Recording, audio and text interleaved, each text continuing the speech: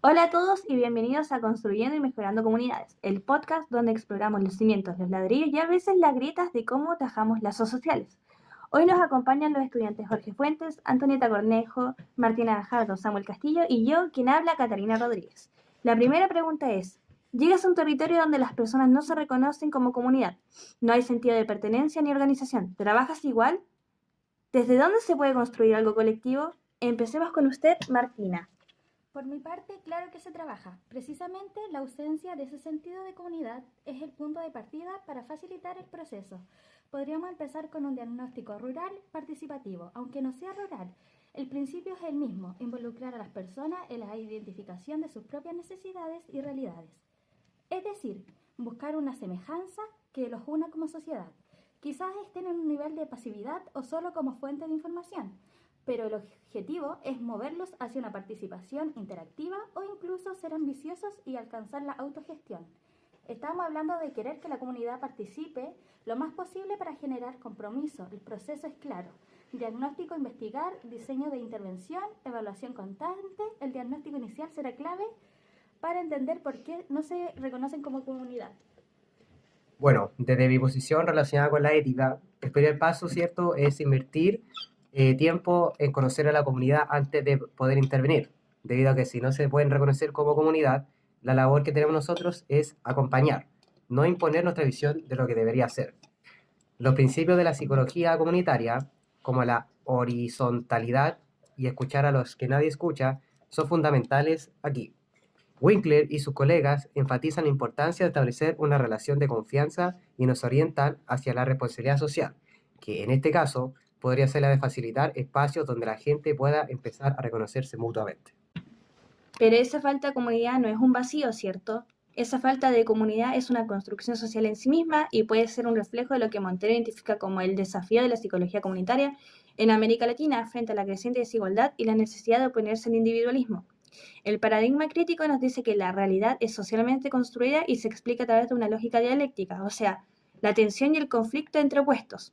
El psicólogo, como un agente de cambio social, según Montero, debe analizar esas dinámicas.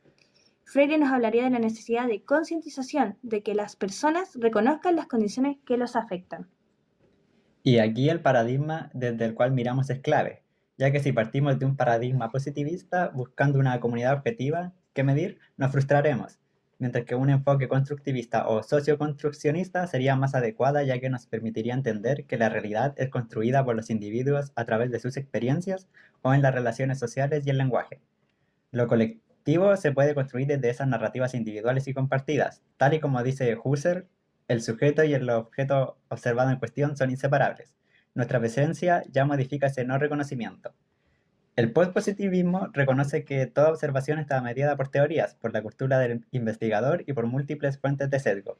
Debemos ser conscientes de nuestros sesgos al evaluar la no comunidad. No hay que olvidar también que la psicología comunitaria surge en parte del descontento en las prácticas convencionales y el individualismo. La psicología comunitaria, como dice Montero, tiene un fuerte componente práctico-teórico. Esto quiere decir que se construye un cuerpo de conocimiento que está basado en la praxis. A praxis nos referimos a acción. La no comunidad es un desafío a nuestra capacidad de generar esa acción. Si no hay un sentido de comunidad preexistente, nuestra tarea es integrar diversas miradas teóricas para que podamos entender esa realidad.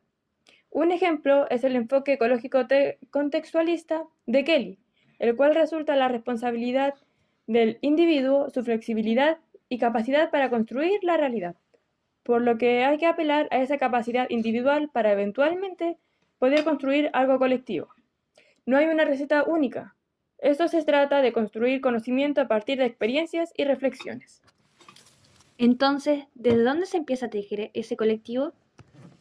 Desde sus saberes comunitarios, para más fragmentados que estén, el modelo de investigación, acción participativa, IAP, muy influyente en Latinoamérica, nos vendría como anillo al dedo. La comunidad no es solo un objeto de estudio, sino que es una participante activo y experta en todas las etapas del proceso. Pero también debemos considerar el modelo Empowerment, que busca reconocer y facilitar el poder que ya existe en ellos, los que nos favorecería aún más. Y siempre teniendo una ética de la presencia y el cuidado. Faiz Bordá propuso una praxis guiada por la catálisis social y la autonomía grupal, Debemos ser catalizadores, no directores. Montero y Prelitensky profundizan en que la ética comunitaria debe problematizar el lugar del otro y los efectos de poder e intervención. Para construir lo colectivo, también es útil el modelo interactivo reflexivo generativo de Bishop, el cual nos lleva a unir la reflexión y la acción para poder producir la teoría y la reapreciación del contexto. Se trata de ver qué recursos, incluso símbolos o relaciones, existen y cómo diferentes enfoques teóricos desde la fenomenología hasta las ideas de Freire nos pueden ayudar a visualizarlos y potenciarlos. Un ejemplo para poder simplificar esto es que nos imaginemos que llegamos a una comunidad nueva para poder hacer un taller con los jóvenes y preguntar si se conocen entre ellos. Imaginemos que ellos no responden. Sí cacho a algunos de vista nomás, o vivo al lado pero nunca hemos hablado, y ni siquiera se siguen en Instagram. Bueno, ahí está justo el punto de partida, por lo que se les propone a estos chicos una dinámica tipo cuenta tu historia en una foto, y listo.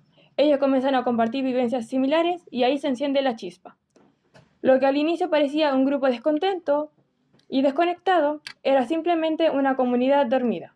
Solo faltaba alguien que hiciera el match, lo que en pocas palabras sería uno de los roles más importantes del psicólogo comunitario.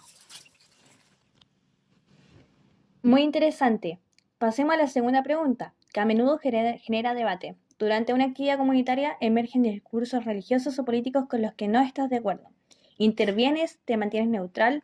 ¿Hasta qué punto puedes o quieres sostener ese desacuerdo? Desde mi punto de vista, la neutralidad es una falacia. El conocimiento no puede ser neutral, o contribuye al cambio o perpetúa el orden existente.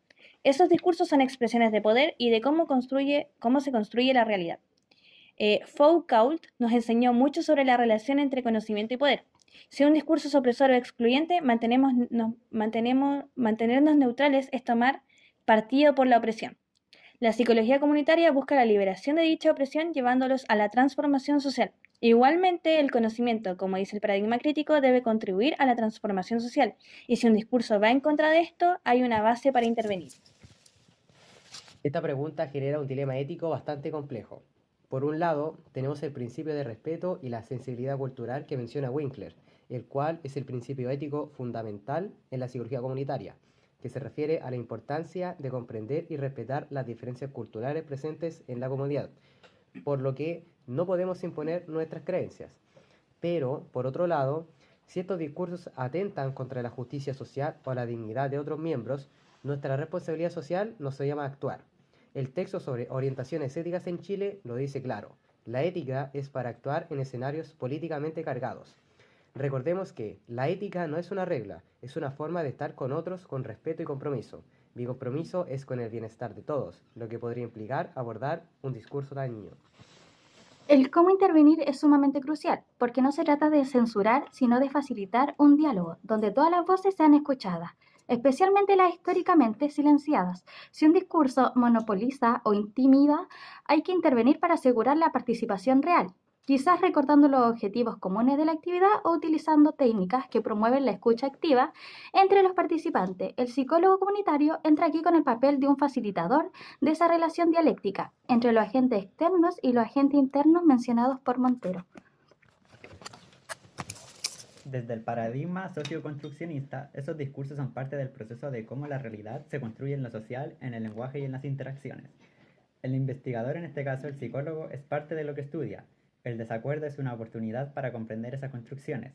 Maturana diría que la ciencia es uno más de los artefactos del poder, y nuestros propios discursos como profesionales también lo son. La verdad es más verdad en función del paradigma, no en función de la realidad. Recordemos que la verdad no existe en función de la realidad objetiva, sino de la forma en que interpretamos esa realidad a través de un filtro paradigmático. Desde el constructivismo, la verdad opera como un dispositivo de poder, moldeando la organización social. El socioconstruccionismo nos dice que la realidad no solo se construye desde dentro del sujeto, sino sobre todo en las relaciones sociales, en el lenguaje y en las conversaciones. Esos discursos son parte de la construcción de su realidad. Allí es donde la integración de enfoques se vuelve crucial. Un enfoque como la psicología de la liberación facilitaría procesos de desideologización y una reacción crítica ante la opresión.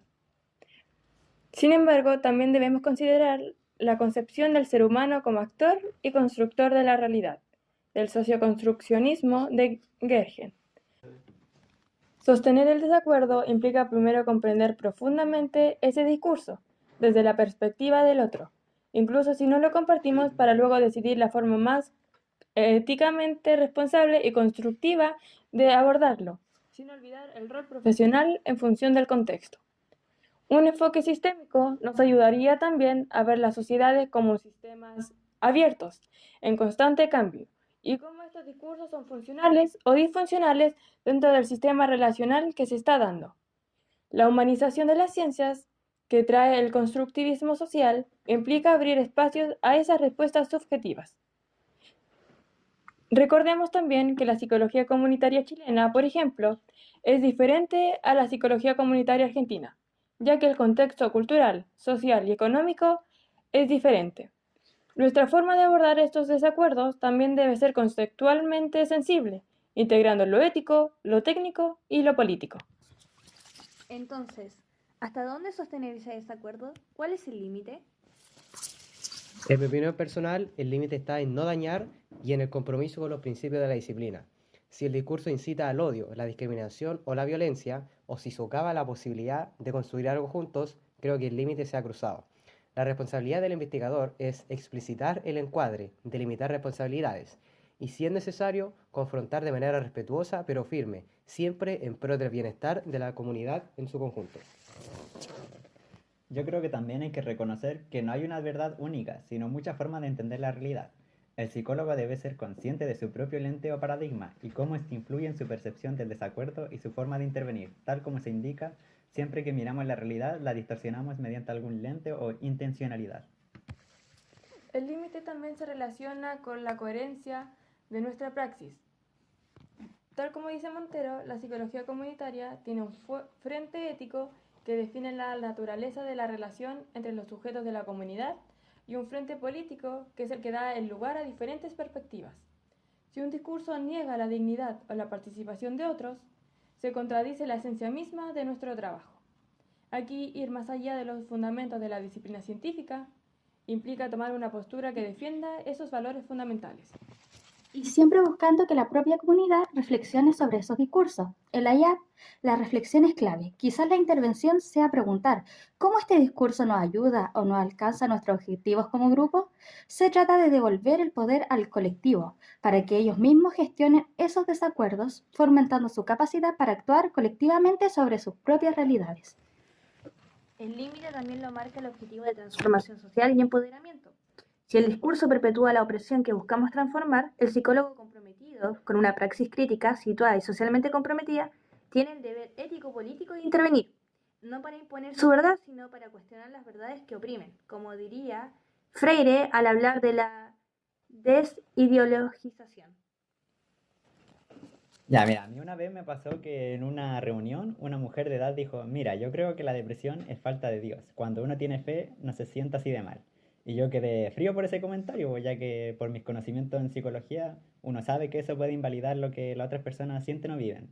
Y justo al lado mío había un chico que hace un rato contó que tomaba antidepresivos y lo vi que bajó la mirada y lo noté incómodo. Y con obvia razón, pues, porque este tipo de comentario puede parecer inofensivo, pero en verdad provoca que se invisibiliza algunas realidades súper complejas y contrarias. Así que yo al tiro le dije que gracias por compartir su pensamiento, pero recordemos que es importante reconocer que muchas personas viven la salud mental desde otros lugares, con ayuda médica, terapia o redes de apoyo, por lo que algunas personas tener fe no es suficiente, pero que eso también está bien. Y ahí se abrió una conversación bacán sobre cómo convivir distintas creencias sin invalidar unos con otros. Desde estas fascinantes perspectivas queda claro que no hay respuestas fáciles, sino una constante reflexión ética y metodológica situada en cada contexto. Agradezco enormemente a Antonieta, a Samuel, Jorge, Martina y a mí misma por compartir sus valiosos conocimientos. Gracias por acompañarnos construyendo y mejorando comunidades. Hasta la próxima.